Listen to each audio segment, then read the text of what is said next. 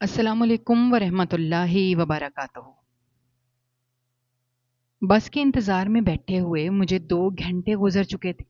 मेरा दिल कांप रहा था। मेरे शौहर ने तलाक देकर मुझे आधी रात को घर से निकाल दिया था। मेरा मैका पेशावर में था। पड़ोसी मुझ पर तरस खाकर बस अड्डे पर बिठा गया था। मेरे हाथ में पकड़े हुए पैसे पसीने से भीग रहे थे, क्योंकि मुझे अचानक ही पेट में शदीद दर्द शुरू हो चुका था। रात के 3 बज रहे थे। दूर तक कोई औरत जात दिखाई नहीं दे रही थी। दर्द की शिद्दत से चीख मारकर मैं तड़प उठी थी। उसी वक्त एक नौजवान मेरी तरफ भाग कर आया, लेकिन मेरी हालत देखते ही वो घबराकर। रात का सन्नाटा हर तरफ छाया हुआ था और इस सन्नाटे की वजह से एक हौलनाक खामोशी छाई हुई थी। इंसानों के साथ साथ तमाम जानवर और परिंदे भी अपने अपने आशियानों में सो रहे थे। कभी कभार किसी गाड़ी के चलने की आवाज सुनाई देती थी, लेकिन कोई भी इंसान रात के इस पहर घर से बाहर मौजूद नहीं था। वक्त गुजरने के साथ साथ मेरी बेचैनी में इजाफा होता जा रहा था। मेरा दिल कांपना शुरू हो चुका था। खौफ की वजह से पसीने से मेरी हथेलियां भीग चुकी थी, जिनकी वजह से मुट्ठी में मौजूद चंद पैसे जो मैंने बहुत मुश्किल से बचाए थे, वो भी भीग चुके थे। बस के इंतजार में बैठे मुझे 2 घंटे गुजर चुके थे, लेकिन अभी तक बस का कोई नामो निशान नहीं था। गहरी सांस लेते हुए अपने इर्द गिर्द नजर दौड़ाई थी। बस अड्डा बिल्कुल वैरान था। चंद आवारा कुत्ते दूर दूर तक भौंक रहे थे और चंद नशेई इंसान नशे में धत होकर एक साइड पर पड़े हुए थे। उनको किसी भी चीज का पता नहीं था। थोड़ी थोड़ी देर के बाद वो चिल्लाना शुरू कर देते थे, लेकिन फिर वो खामोश हो जाया करते थे। खौफ की वजह से मेरी बुरी हालत हो रही थी और मेरा दिल ऐसे धड़क रहा था जैसे अभी पसलियां तोड़कर बाहर आ जाएगा।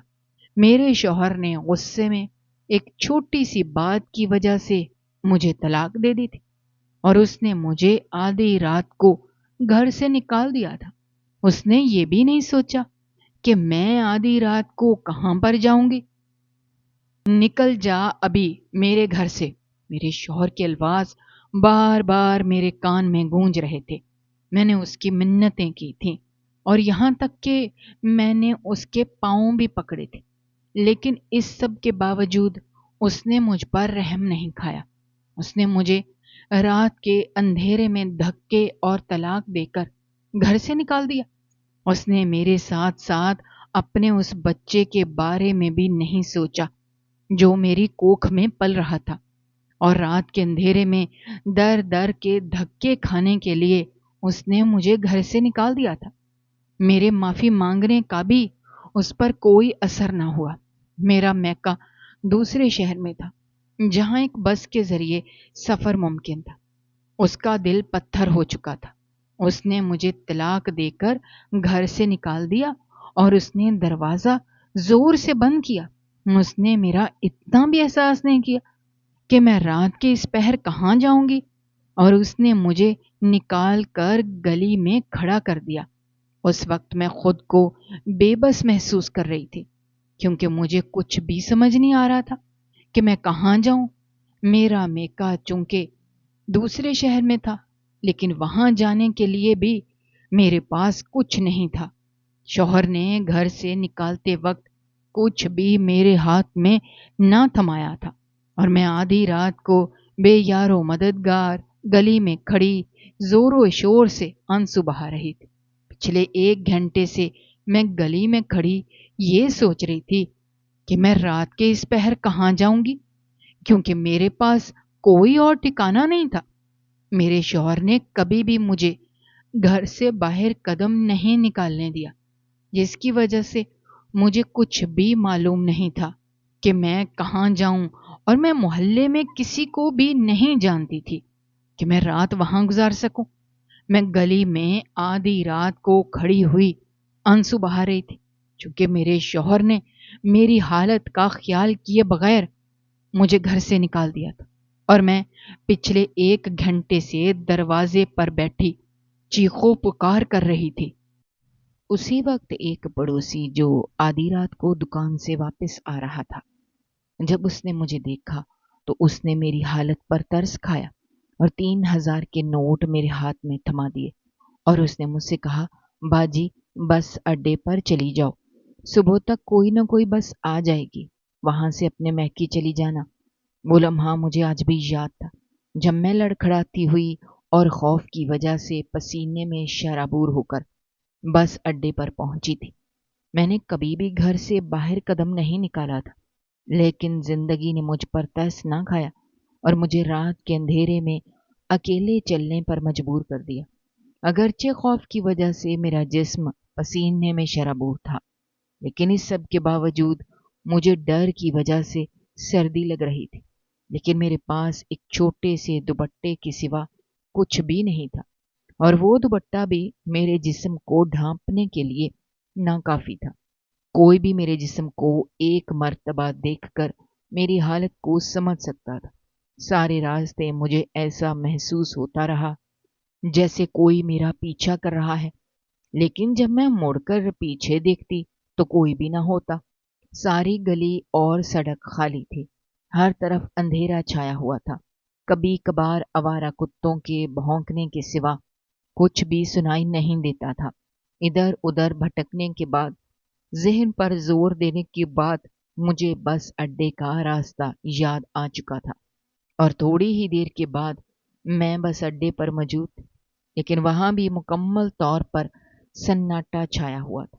چلتے چلتے اچانک میرے پیٹ میں درد اٹھا، اور وہ درد اس قدر شدید کہ میں پیٹ پکڑ کر سڑک پر بیٹھ چکی تھی، لیکن یہاں میری مدد کرنے والا کوئی بھی نہیں تھا، کیونکہ میں پچھلے چند گھنٹوں سے چل رہی تھی۔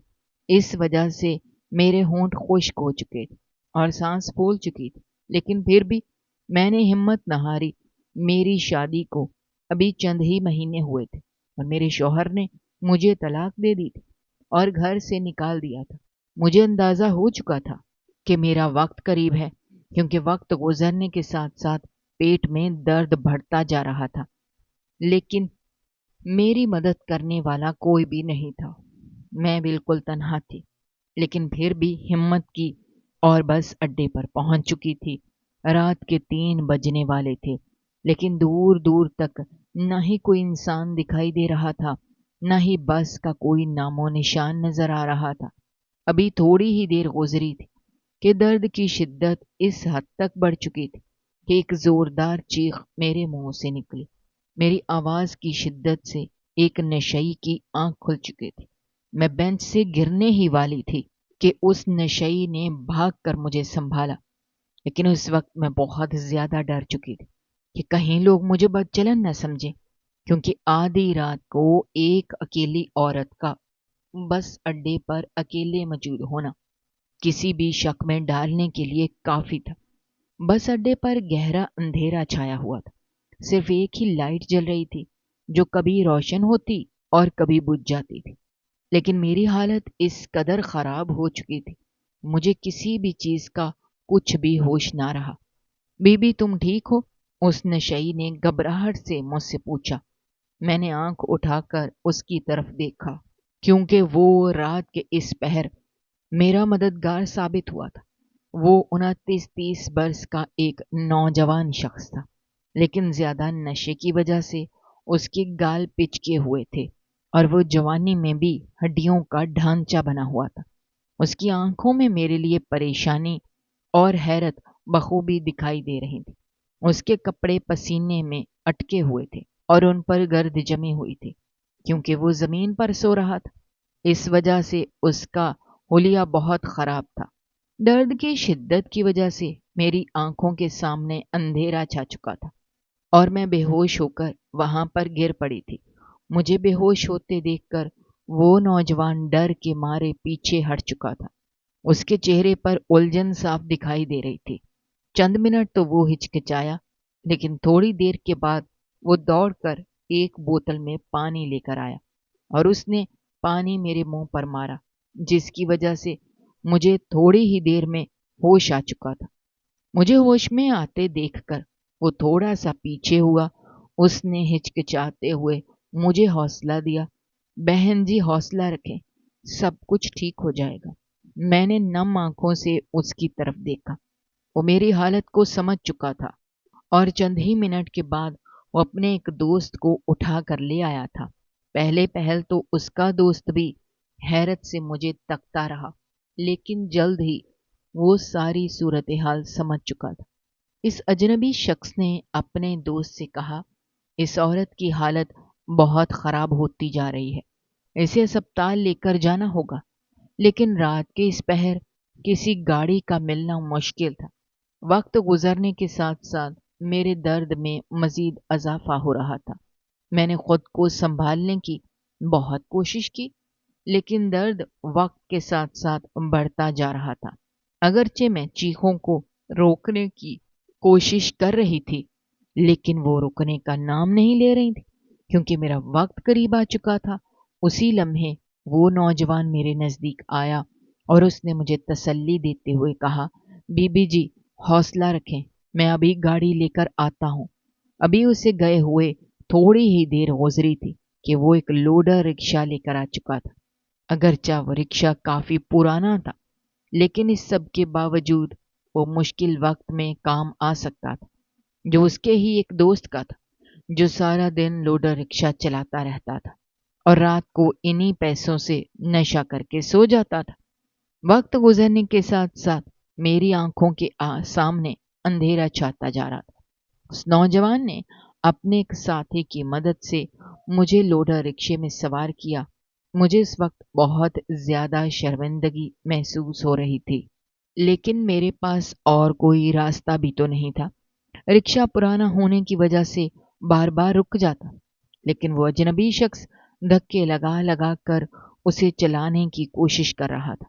रास्ते भर चूंकि जगह जगह से सड़क टूटी हुई थी, इस वजह से वक्त गुजरने के साथ साथ मेरे दर्द में इजाफा होता जा रहा था और सड़क खराब होने की वजह से, बार बार जंप लगने की वजह से मेरी हालत पहले से बहुत ज्यादा खराब हो चुकी थी।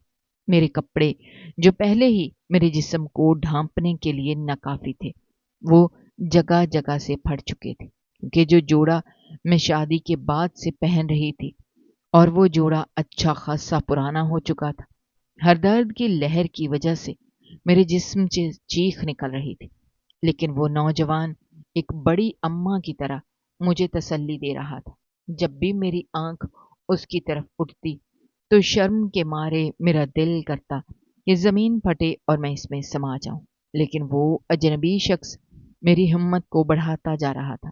जिस वक्त मुझे अपनों की जरूरत थी, मैं एक वक्त में एक अजनबी के पास थी।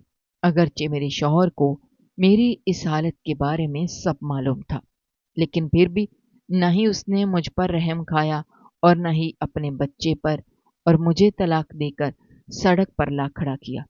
मेरी गायर होती हालत को देखकर वो नौजवान बहुत ज्यादा घबरा चुका था और बार बार कलमा दोहरा रहा था। रास्ता बहुत लंबा था, क्योंकि अस्पताल अड्डे से काफी फासले पर मौजूद था। इस वजह से वक्त गुजरने के साथ साथ दर्द की शिद्दत में मजीद इजाफा होता जा रहा था। जब रिक्शा अस्पताल के दरवाजे पर आकर रुका, मेरी आंखों के सामने बिल्कुल अंधेरा छा चुका था और मैं होशो हवास से बेगाना होकर गिर पड़ी।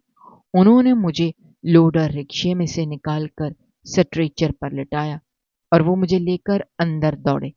जब मुझे होश आया तो मैं अस्पताल के कमरे में मौजूद थी, जहां पर तेज रोशनियां थी। कानों में नर्सों के भागने दौड़ने की आवाजें सुनाई दे रही थी और जब मेरी निगाह दरवाजे पर पड़ी तो वही नौजवान परेशानी के आलम में इधर उधर घूम रहा था और परेशानी के बायस वो बार बार अपने हाथों को मल रहा था। सिस्टर, पेशेंट की हालत बहुत खराब है, एक नर्स ने दूसरी से कहा और जल्दी से डॉक्टर को बुलाने के लिए दौड़ पड़ी। मैं बेबसी से ये सब कुछ देख रही थी, क्योंकि मुझ में हिम्मत बिल्कुल खत्म हो चुकी थी। न ही मेरे हाथ में सकत बाकी थी, न ही जुबान में। मैं खुद को उस वक्त बहुत बेबस महसूस कर रही थी। وقت نے مجھے ایک ایسے دھارے پر لا کر چھوڑ دیا تھا جہاں میں خود کو بے بس محسوس کر رہی تھی، اور میں اپنی زندگی کے اتنے بڑے وقت میں بالکل اکیلی تھی، اور میری مدد ایک ایسا نوجوان کر رہا تھا جسے نہ ہی میں جانتی تھی اور نہ ہی میں نے اسے کبھی دیکھا تھا۔ نرس نے مجھے ایک انجیکشن لگایا اور ایک سکون کی لہر میرے جسم میں دوڑ چکی تھی۔ ابھی چند ہی لمحے گزرے تھے کہ ایک زوردار چیخ میرے منہ سے نکلی، اور مجھے ایسا محسوس ہوا جیسے میرے جسم کی سب ہڈیاں ٹوٹ چکی ہوں۔ تھوڑی ہی دیر کے بعد ڈاکٹر صاحب آ چکے تھے۔ وہ ایک درمیانی عمر کا شخص تھا۔ اس نے میرا چیک اپ کیا، نرس کو حکم دیا کہ آپریشن کرنا پڑے گا کیونکہ کیس بہت پیچیدہ تھا۔ چونکہ میرے ساتھ اور کوئی نہیں تھا، اس وجہ سے میرے بچے کے والد کی جگہ پر اس نوجوان شخص نے سائن کیے تھے۔ اس نوجوان شخص کا مجھ پر بہت بڑا احسان تھا۔ درد کی وجہ سے میرے جسم میں بے چینی بڑھتی جا رہی تھی۔ تھوڑی ہی دیر کے بعد آپریشن شروع ہو چکا تھا، اور جب مجھے ہوش آیا تو ڈاکٹر نے ایک ننھی پری کو میرے ہاتھ میں تھما دیا۔ وہ بہت زیادہ خوبصورت تھی۔ اسے دیکھ کر بے اختیار میری آنکھوں میں سے آنسو نکل آئے، کیونکہ اگرچہ وہ خوبصورت تھی لیکن اس کے باوجود وہ ایک برا نصیب لے کر پیدا ہوئی تھی۔ لیکن ان سب کے باوجود میری بچی ہی میری زندگی تھی، اور میری امید اسی کی وجہ سے مجھے ٹھیک ہونا تھا، اور اس نے ہی میرا سہارا بننا تھا۔ جب میں نے اسے سینے سے لگایا تو مجھے ایسا محسوس ہوا جیسے میری ساری تھکن مٹ چکی ہو۔ تھوڑی ہی دیر بعد دروازہ کھلا اور وہ نوجوان شخص اندر آیا۔ اس وقت مجھے بہت زیادہ شرمندگی محسوس ہو رہی تھی۔ وہ بھی ہچکچاتے ہوئے اندر داخل ہوا، لیکن اس نے اپنی نگاہیں جھکائی ہوئی تھی۔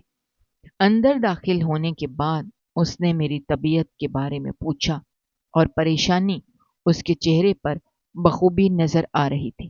وہ ایک اجنبی ہو کر بھی میری وجہ سے پریشان تھا، لیکن جسے آج میرے ساتھ اس وقت موجود ہونا چاہیے تھا اسے کچھ بھی پتہ نہیں تھا۔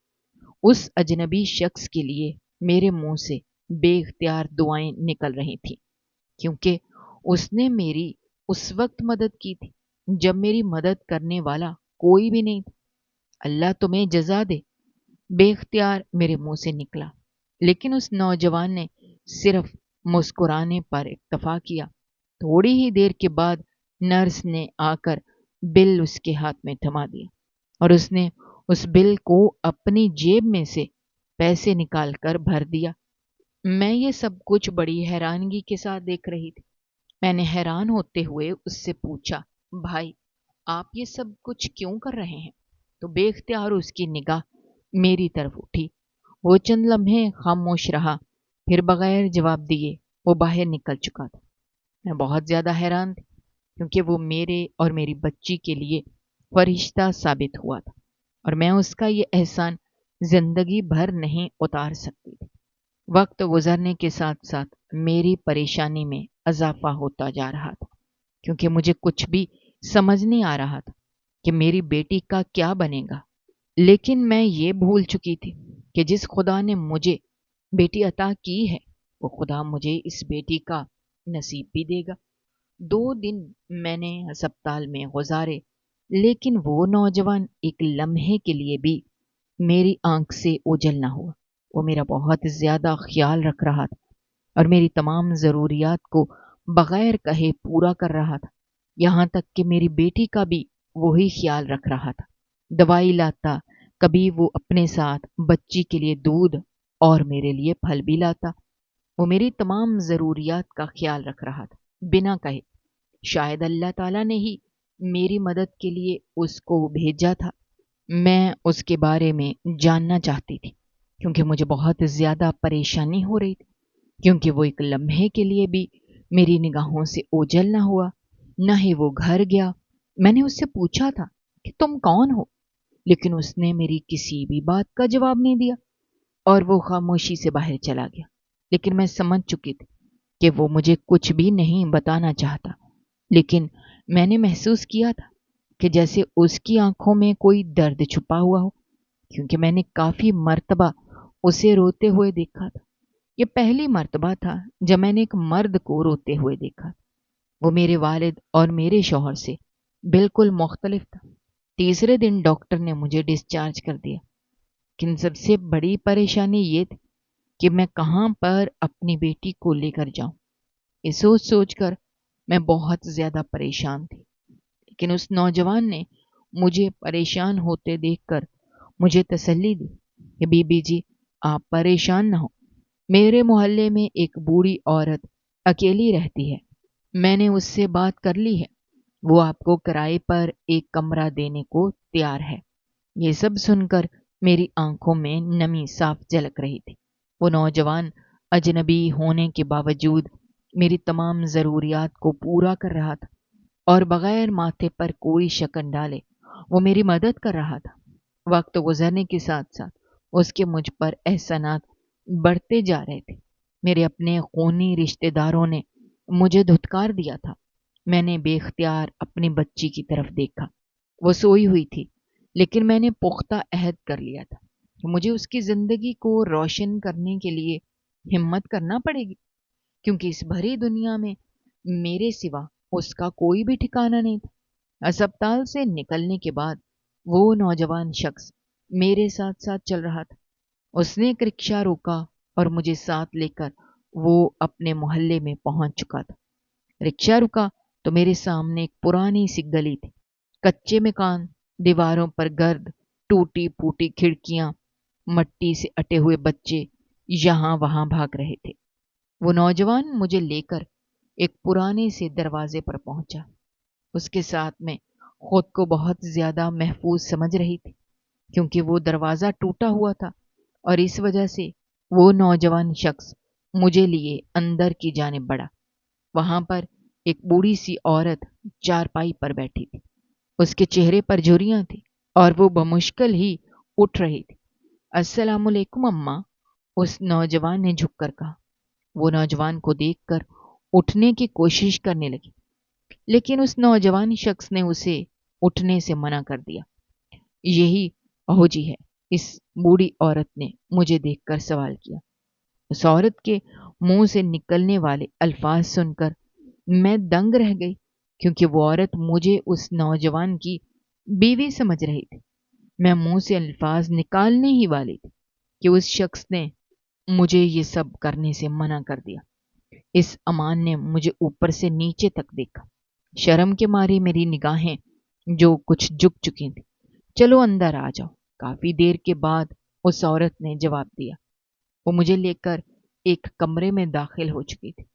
اگرچہ وہ کمرہ کچا اور جگہ جگہ سے اکھڑا ہوا تھا، لیکن اس سب کے باوجود ہر چیز کمرے میں سلیقے کے ساتھ موجود تھی۔ اس بوڑھی عورت کا رویہ مجھ سے بہت اچھا تھا۔ کمرے میں بس ایک چارپائی موجود تھی اور ایک پرانا سا صندوق، مگر میرے لیے وہ کمرہ ایک محل سے کم نہیں تھا۔ وہاں پر بہت زیادہ سکون تھا۔ میں نے لرزتی ہوئی آواز کے ساتھ کہا، اماں، میں اپنی بیٹی کے ساتھ سکون کی زندگی گزارنا چاہتی ہوں۔ یہ سب کچھ سن کر اس نے مجھے گلے سے لگا لیا اور اگلے ہی دن وہ مجھے لے کر تھوڑی ہی دور ایک عالی شان گھر میں لے گئی، جہاں پر مجھے کھانا پکانے اور برتن دھونے کی نوکری مل چکی تھی۔ وہ عورت مجھے اچھی خاصی رقم دینے کو تیار تھی اور اگلے ہی دن سے مشقت بھری زندگی کا آغاز ہو چکا تھا۔ میں اپنی بیٹی کو اس بوڑھی عورت کے پاس چھوڑ کر جاتی تھی، وہ جو میری ہی طرح اس کا خیال رکھتی تھی۔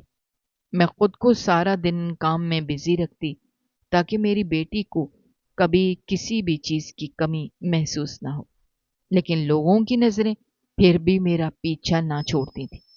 واپسی پر کچھ نوجوان مجھ پر سیٹیاں کستے تھے، لیکن اس سب کے باوجود میں نے کام کرنا نہ چھوڑا، کیونکہ اب مجھ پر خود کے ساتھ ساتھ بچے کی ذمہ داریاں تھیں۔ وہ بوڑھی عورت میرے آنے کی وجہ سے بہت زیادہ خوش تھی، کیونکہ میں نے اسے کافی حد تک سہارا دیا ہوا تھا۔ میں گھر کے سارے کام کرتی تھی اور وہ میری بچی کو سنبھالتی تھی۔ وہ نوجوان شخص کبھی کبھی آتا، ایک شام کو میں تھکی ہاری کام سے واپس آ رہی تھی کہ مجھے دروازے پر ایک لفافہ پڑا ہوا ملا جس پر کچھ الفاظ لکھے ہوئے تھے، اور اس پر موجود لفظوں کو پڑھ کر میرے قدموں کے نیچے سے زمین نکل گئی، کیونکہ اس لفافے پر میرے شوہر کے ہی چند الفاظ لکھے ہوئے تھے۔ اس لفافے پر لکھا ہوا تھا کہ اس بچے کو کبھی بھی میرا نہ کہنا۔ یہ الفاظ پڑھ کر میرے پاؤں کے نیچے سے زمین نکل چکی تھی۔ مجھے اندازہ نہیں تھا کہ میرے شوہر کو میرے بارے میں یہ سب کچھ کیسے معلوم ہو گیا۔ اس کا مطلب تھا کہ اس نے مجھ پر نظر رکھی ہوئی تھی۔ میری آنکھوں میں زور و شور سے آنسو بہنے لگے۔ میں دوڑ کر اپنی بیٹی کی جانب بڑھی اور اسے گلے سے لگا لیا۔ میں ہی اس بھری دنیا میں اس کا واحد سہارا تھی۔ دن گزرتے جا رہے تھے، لیکن ہر دن ایک نیا امتحان میرے ساتھ لے کر آتا تھا۔ صبح سورج نکلنے سے پہلے میں گھر سے نکل جاتی اور شام کو پسینے میں شرابور ہو کر واپس آتی تھی، لیکن وقت گزرنے کے ساتھ ساتھ محلے کے مردوں کے ساتھ ساتھ محلے کی عورتوں کی نظریں بھی مجھ پر باتیں کرنا شروع کر دی تھی۔ مرد مجھے گھور گھور کر دیکھتے۔ اس وقت میرا دل کرتا کہ میں زمین میں دھنس جاؤں، لیکن میں ان تمام باتوں کو خاموشی سے برداشت کرتی، کیونکہ مجھے اپنی بیٹی کی زندگی کو سنوارنا تھا۔ میں نہیں چاہتی تھی کہ وہ میرے جیسی زندگی بسر کرے۔ میں اس کو مضبوط بنانا چاہتی تھی تاکہ اس میں اتنا حوصلہ پیدا ہو سکے کہ وہ اپنی زندگی اکیلے گزار سکے۔ ایک دن محلے کے کچھ نوجوان مجھے تنگ کر رہے تھے۔ اسی وقت وہی نوجوان شخص فرشتہ بن کر آ چکا تھا۔ اس نے مجھے نہ صرف اپنی بہن مانا تھا، بلکہ وہ سگے بھائیوں سے زیادہ اپنا حق ادا کر رہا تھا۔ اسے دیکھ کر میری آنکھوں میں آنسو بہنا شروع ہو گئے۔ اس نے ان نوجوانوں کو مارا اور وہ مجھ سے معافی مانگ کر بھاگ چکے تھے۔ اس واقعے کو ابھی چند ہی دن گزرے تھے کہ وقوع پذیر ہونے والے واقعے نے مجھے ہلا کر رکھ دیا تھا۔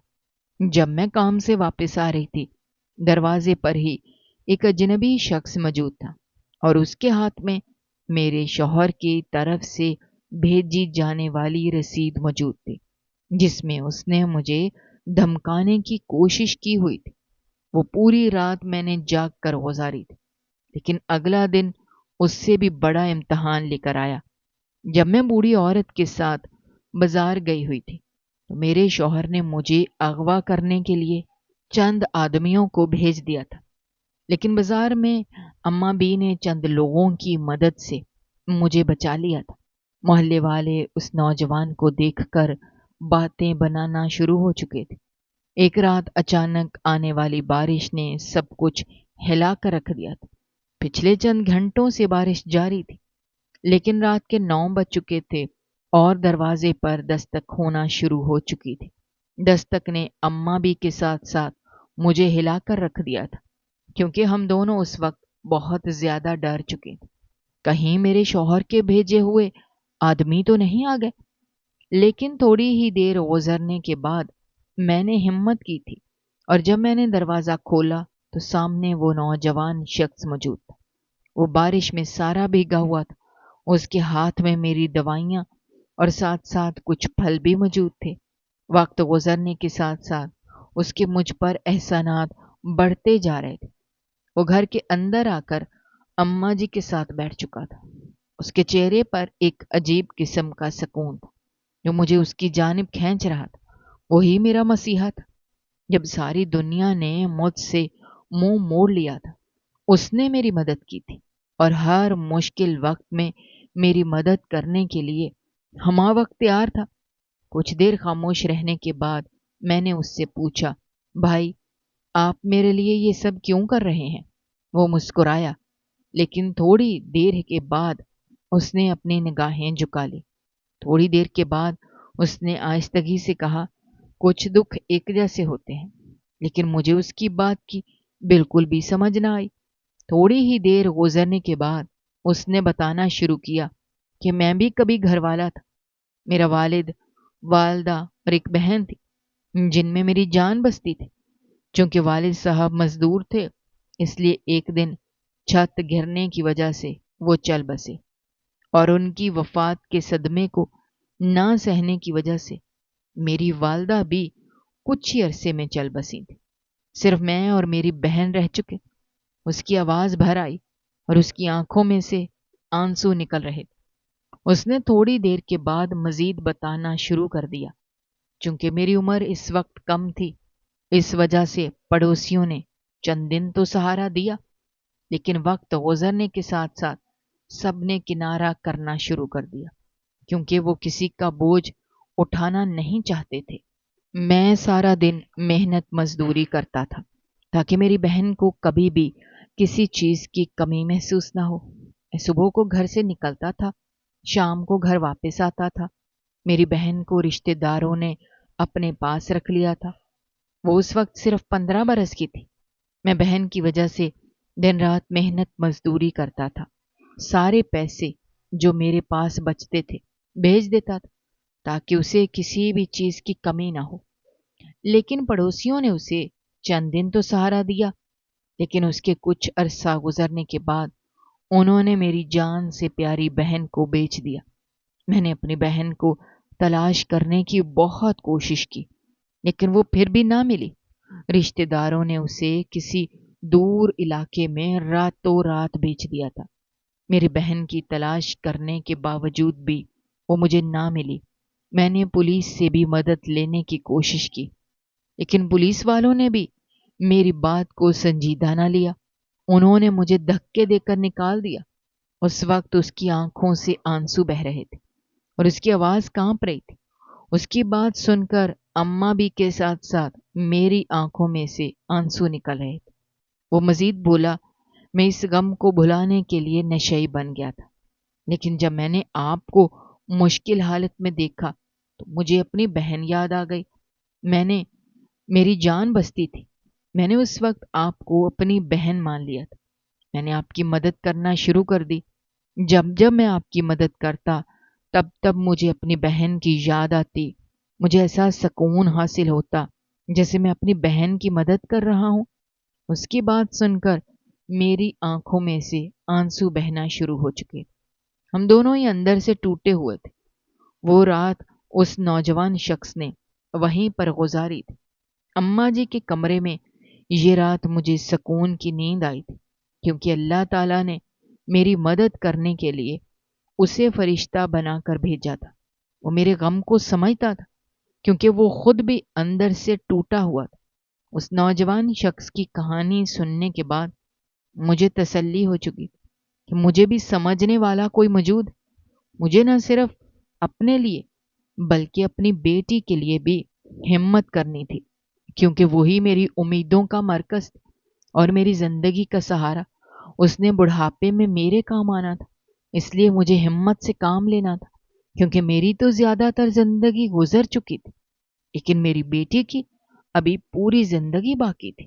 مجھے اس کا سہارا بننا تھا، کیونکہ مجھے اپنی بیٹی کو مضبوط بنانا تھا تاکہ اسے کبھی بھی کسی کے سہارے کی ضرورت نہ پڑے، کیونکہ میں نہیں چاہتی تھی کہ وہ کبھی بھی در در کی ٹھوکریں کھائے۔ میں نہیں چاہتی تھی کہ وہ کبھی بھی زندگی میں کوئی مشکل وقت دیکھے۔ اسے مضبوط بنانا چاہتی تھی کہ وہ بڑی سے بڑی مصیبت کا بھی خود ہی مقابلہ کرے، تاکہ کوئی بھی درندہ صفت انسان اس کی زندگی کو نہ رول دے۔ وقت گزرتا جا رہا تھا، لیکن وقت گزرنے کے ساتھ ساتھ میری مشکلات میں بھی اضافہ ہوتا جا رہا تھا، کیونکہ میرے شوہر کے بھیجے ہوئے آدمیوں نے میرا جینا حرام کرنا شروع کر دیا۔ وہ مجھے تنگ کرنے کا کوئی بھی موقع ہاتھ سے جانے نہیں دیتے تھے۔ میں اگرچہ ان سے بچنے اور چھپنے کی بہت کوشش کرتی تھی، لیکن ان سب کے باوجود انہیں کوئی نہ کوئی ایسا موقع مل جایا کرتا تھا کہ وہ مجھے تنگ کر سکے۔ لیکن میں اپنی بیٹی کی وجہ سے ہمت نہ ہاری۔ میں نے گھر میں سلائی کا کام شروع کر دیا تاکہ مجھے کم سے کم گھر سے نکلنا پڑے۔ پہلے مجھ پر کوئی بھی اعتماد کرنے کے لیے تیار نہیں تھا، لیکن وقت گزرنے کے ساتھ ساتھ ہاتھ کی صفائی بڑھ چکی تھی، جس کی وجہ سے چند ہی مہینوں میں سلائی کا کام اچھی طرح سے چلنا شروع ہو چکا تھا۔ محلے کی چند عورتیں کپڑے لانا شروع ہو چکی تھیں۔ کوئی پردے بنواتا، کوئی بچوں کے یونیفارم، وقت کے ساتھ ساتھ کام میں اضافہ ہوتا جا رہا، جس کی وجہ سے اچھی طرح گزارا ہو جاتا تھا۔ اللہ تعالیٰ کا جتنا بھی شکر ادا کرتی وہ کم تھا۔ میں محنت کر کے اپنے قدموں پر کھڑی ہو سکتی تھی۔ نوجوان شخص کبھی کبھار چکر لگاتا، لیکن جب بھی وہ آتا اس کی نگاہیں ہمیشہ نیچے ہوتی اور وہ ہمیشہ اپنی حد میں رہتا۔ اس نے کبھی بھی اپنی حد پار نہیں کی۔ اس کا یہی رویہ تو مجھے پسند تھا۔ وقت گزرنے کے ساتھ ساتھ اس کی میری نظر میں عزت میں اضافہ ہو چکا تھا۔ وہ میرے ساتھ ساتھ میری بچی کا بھی بہت خیال رکھتا تھا اور اس کی تمام ضروریات کو وقت پر پورا کرنے کی کوشش کرتا تھا۔ وہ بہت ہی نیک دل انسان تھا۔ زندگی چند دنوں سے پرسکون گزر رہی تھی، لیکن مجھے معلوم نہیں تھا کہ میرا سکون چند ہی دنوں کے لیے قائم رہے گا۔ ایک دن گلی کی نکڑ پر دو آدمی کھڑے تھے۔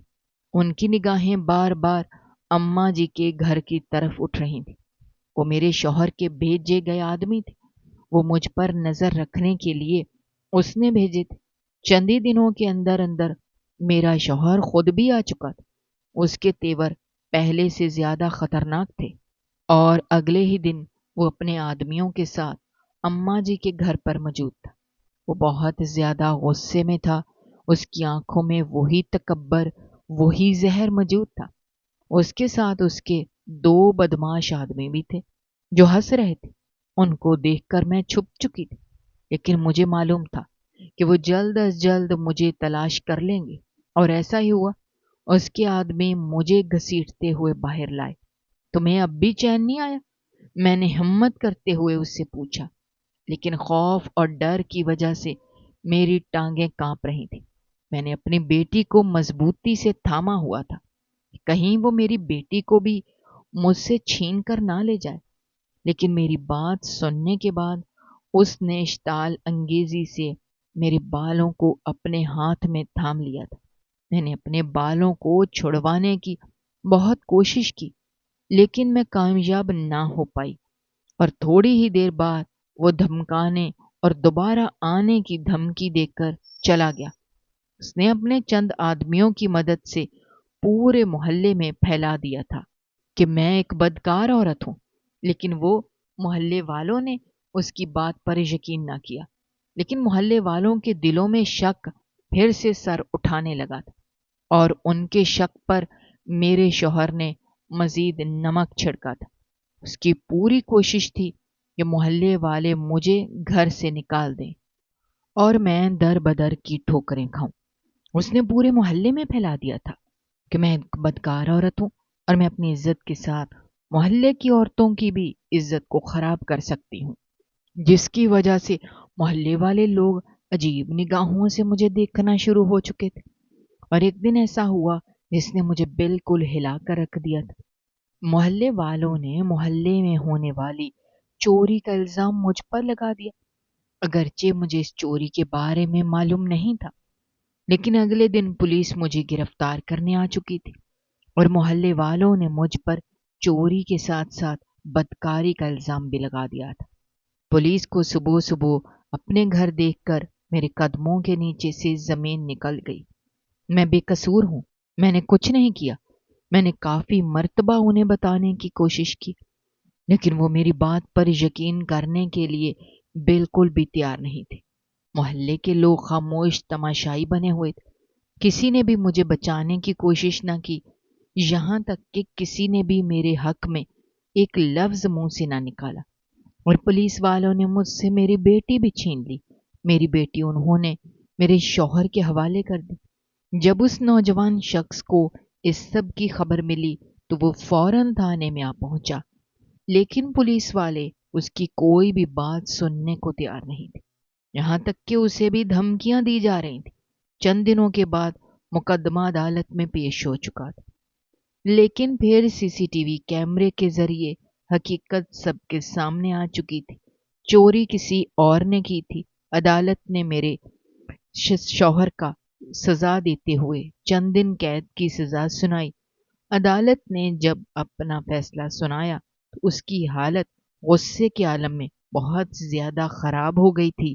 وہ غصے میں پسینہ پسینہ ہو رہا تھا۔ اس نے عدالت سے نکلتے ہی مجھے دھمکی دی کہ تمہیں عدالت نے بچا لیا، لیکن اس سب کے باوجود میں تمہیں زندہ نہیں چھوڑوں گا۔ لیکن میں نے بھرپور اعتماد کے ساتھ اسے جواب دیا کہ ڈرا لو مجھے جتنا ڈرا سکتے ہو، میں وہ عورت نہیں رہی جو تم سے ڈروں گی، میں ڈٹ کر تمہارا مقابلہ کروں گی۔ پولیس والے اسے سزا دینے کے لیے لے جا چکے تھے، اگرچہ میں اس کے سامنے ڈٹ کر کھڑی رہی، لیکن سب کے باوجود میں اندر سے بہت ڈری ہوئی تھی، اور عورت جتنے بھی مضبوط بن جائے وہ شوہر کے آگے کبھی بھی نہیں جیت سکتی۔ لیکن ہر مشکل وقت میں وہ نوجوان شخص میرے ساتھ موجود تھا۔ کسی بھی مشکل کا سامنا کرنے کے لیے وہ میرے ساتھ تھا۔ وہ نہ صرف میرا منہ بولا بھائی تھا، بلکہ اس نے بھائی سے بڑھ کر میرا ساتھ دیا۔ اگر میرا سگا بھائی بھی ہوتا تو وہ بھی میرا اس طرح ساتھ نہ دیتا جس طرح اس انجان شخص نے دیا تھا۔ عدالت نے اسے میرے اور میری بچی کے خرچ کے لیے ہر جانے میں 20,000 دینے کا بھی حکم دیا۔ میں بہت زیادہ خوش تھی، لیکن اس سب کے باوجود میں نے محنت کرنا نہیں چھوڑا، میں نے سلائی کا کام نہیں چھوڑا۔ وقت گزرتا گیا، میری بیٹی 5 برس کی ہو چکی تھی۔ میں نے اس نوجوان شخص کی مدد سے کپڑوں کا کاروبار شروع کر دیا، کیونکہ میں جلد از جلد اپنے قدموں پر کھڑا ہونا چاہتی تھی۔ میں نہیں چاہتی تھی کہ میرے ساتھ ساتھ میری بیٹی در بدر کی ٹھوکریں کھائے۔ دیکھتے ہی دیکھتے کاروبار اس حد تک بڑھ چکا تھا کہ سب لوگ دیکھ کر حیران رہ جاتے۔ ایک دن اچانک اماں جی کی طبیعت بہت زیادہ خراب ہو چکی تھی، اور اگرچہ اسے اسپتال لے کر بھی گئے، لیکن اسپتال پہنچنے سے ہی پہلے ہی وہ دم توڑ چکی تھی۔ اماں جی کی موت نے مجھے ہلا کر رکھ دیا تھا، کیونکہ مشکل وقت میں وہی میرا سہارا بنی تھی، اور انہی کی وجہ سے مجھے ڈھارس ملی تھی، اور میری غیر موجودگی میں وہی میری بچی کا خیال رکھتی تھی۔ لیکن اماں جی کی اچانک ہونے والی موت نے لوگوں کی نگاہوں کا ایک مرتبہ پھر مجھے مرکز بنا دیا تھا۔ لوگوں نے ایک مرتبہ پھر مجھ پر باتیں کرنا شروع کر دی تھی۔ لوگوں کی باتوں سے بچنے کے لیے اس نوجوان شخص نے مجھے شادی کے لیے پرپوز کر دیا۔ چونکہ ہم دونوں کو سہارے کی ضرورت تھی، اسی وجہ سے میں نے اس شخص کی پیشکش کو قبول کر لیا تاکہ دنیا کی زبانیں خاموش ہو سکے اور میری بیٹی کو اس کا باپ مل سکے۔ وہ شخص ایک بہت اچھا ہم سفر ثابت ہوا، اور اتنی مشکلات دیکھنے کے بعد بھی خوشیاں اب باہیں پھیلا کر ہماری منتظر تھیں۔ دوستو، آپ کو ہماری آج کی یہ کہانی کیسی لگی؟ کمنٹ باکس میں اپنی رائے کا اظہار کرنا مت بھولیے گا، اور اگر آپ ہمارے چینل پر نئے ہیں تو چینل کو سبسکرائب کرنا بھی مت بھولیے گا۔ شکریہ۔ اللہ حافظ۔